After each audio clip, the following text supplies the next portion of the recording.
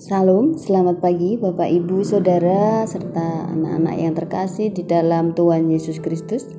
Selamat berjumpa lagi dalam acara Renungan Satu Hati, Sapaan Tuhan Tiap Pagi pada hari ini Selasa 21 September 2021. Semoga kita semua dalam keadaan sehat. Sebelum kita mendengarkan firman Tuhan, marilah kita berdoa terlebih dahulu. Bapa yang Maha Kasih, Bapa yang senantiasa menyertai kami, pada pagi hari ini kami mengucap syukur Tuhan karena Engkau senantiasa menyertai kami. Terbukti pada pagi hari ini kami boleh bangun dengan badan yang segar dan kami akan mempersiapkan diri kami untuk beraktivitas. Biarlah Tuhan sertai. Berkati juga kami akan menyampaikan firman-Mu, biarlah melalui firman-Mu kami menjadikan dalam kehidupan kami lebih baik dalam melayani Engkau dan juga bekerja di ladang-Mu. Dalam nama Tuhan Yesus Kristus kami berdoa, amin. Bapak, Ibu, serta saudara-saudara yang terkasih di dalam Tuhan Yesus Kristus, pada hari ini Selasa 21 September 2021, renungan terambil dari Matius pasal 26 ayat 40 sampai 41 yang hari ini akan dibantu oleh anak kita dari pra remaja, yaitu Mas Ito. Silahkan Mas Ito. Bacaan firman Tuhan pagi hari ini diambil dari Matius 26 ayat 40 sampai 41 yang demikian. Setelah itu ia kembali kepada murid-muridnya itu dan mendapati mereka sedang tidur. Dan ia berkata kepada Petrus, "Tidakkah kamu sanggup berjaga-jaga 1 jam dengan aku? Berjaga-jagalah dan berdoalah, supaya kamu jangan jatuh ke dalam pencobaan. Roh memang penurut, tetapi daging lemah." Demikian firman Tuhan. Terima kasih Mas Ito yang sudah membacakan firman Tuhan pada pagi hari ini. Tuhan memberkati. Dan untuk ayat yang akan kita renungkan yaitu ayat 41, yaitu berjaga-jagalah dan berdoalah supaya kamu jangan jatuh ke dalam pencobaan. Roh memang penurut, tetapi daging lemah. Nah, untuk tema renungan pada pagi hari ini yaitu doa dan aktivasi roh. Kita semua tahu Bapak Ibu, manusia adalah makhluk individu, makhluk sosial, dan juga makhluk ekonomi. Manusia juga adalah makhluk rohani yang berada dalam tubuh jasmani. Masalahnya, roh yang tidak terlihat sering diabaikan, sementara jasmani yang terlihat menjadi prioritas yang diusahakan kesejahteraannya. Padahal sudah menjadi rahasia umum bahwa yang menentukan kesehatan dan kesejahteraan hidup seseorang adalah bila inner being-nya dalam keadaan baik. Dan sebaliknya, bila yang bagian dalam seseorang terganggu, maka tubuh pun akan kolap. Jika menyadari hal ini, sudah seharusnya ada perubahan prioritas dalam hidup untuk lebih memperhatikan inner being. Saat Yesus berada dalam pergumulan yang sangat berat di Taman Getsemani, menjelang penangkapan dan penyalibannya, dia menyingkapkan rahasia hidup berkemenangan. Berjaga-jagalah dan berdoalah supaya jangan jatuh ke dalam pencobaan. Nah, Yesus tahu benar bahwa rohlah yang harus diperkuat dengan berdoa dan berjaga. Sehingga sekalipun beban menanggung dosa dunia maha berat, namun roh yang kuat memampukan untuk memilih taat kepada kehendak Bapa. Sebagaimana nubuatan Nabi Yesaya dalam Yesaya 53 ayat 7.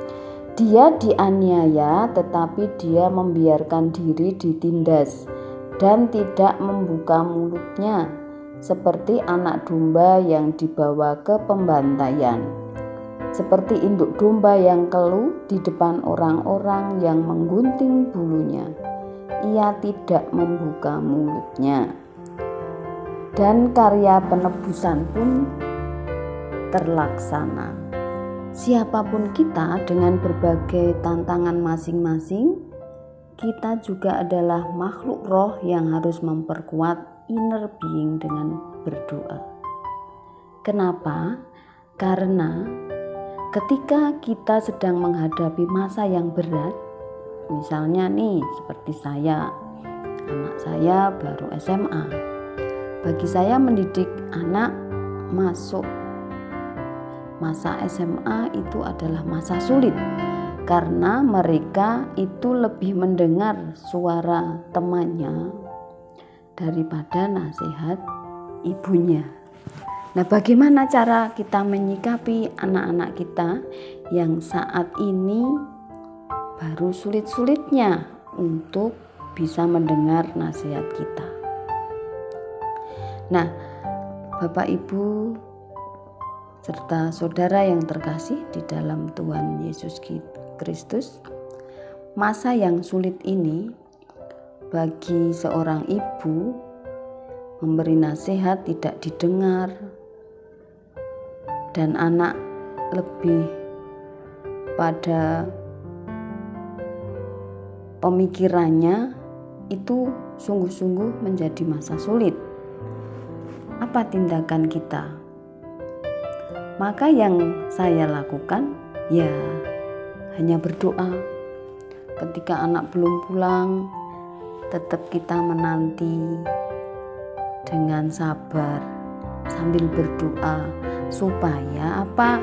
Supaya kita tetap kuat, tetap sabar, tetap bisa mengasuh anak-anak kita dengan cara-cara yang baik dan benar.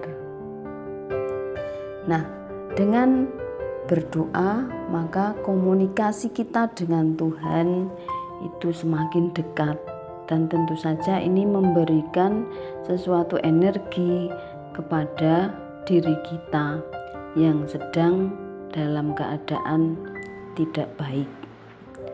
Dengan demikian, dengan berdoa kita akan semakin jelas memahami kehendak Tuhan dan dikuatkan hingga berkemenangan dalam mengatasi semua tantangan bagi kemuliaan Tuhan. Karena sebuah doa bukanlah usaha yang sia-sia, sebab roh kita akan menyala kepada kehendak Allah. Demikian Bapak Ibu, Saudara serta anak-anak yang terkasih di dalam Tuhan Yesus Kristus, renungan satu hati pada pagi hari ini. Kiranya dengan firman ini kita semuanya senantiasa diingatkan oleh Tuhan untuk senantiasa menjalin komunikasi dengan Tuhan ketika diri kita sedang menghadapi banyak tantangan bagi kehidupan kita. Selamat pagi, Tuhan Yesus memberkati. Selamat beraktivitas. Bapak, Ibu, serta saudara yang terkasih, marilah kita tutup renungan kita pada pagi hari ini dengan berdoa. Tuhan yang Maha Kasih, terima kasih Engkau telah ingatkan kami melalui firman-Mu pada pagi hari ini. Biarlah kami menjadi orang-orang yang senantiasa menyerahkan segala keberadaan hidup kami kepada Engkau, sehingga kami senantiasa kuat menjalani kehidupan ini dengan berbagai macam tantangan. Berkati kami yang akan bekerja melayani Engkau dimanapun kami berada. Senantiasa Engkau berkati apa yang kami lakukan. Dalam nama Tuhan Yesus Kristus kami berdoa. Amin.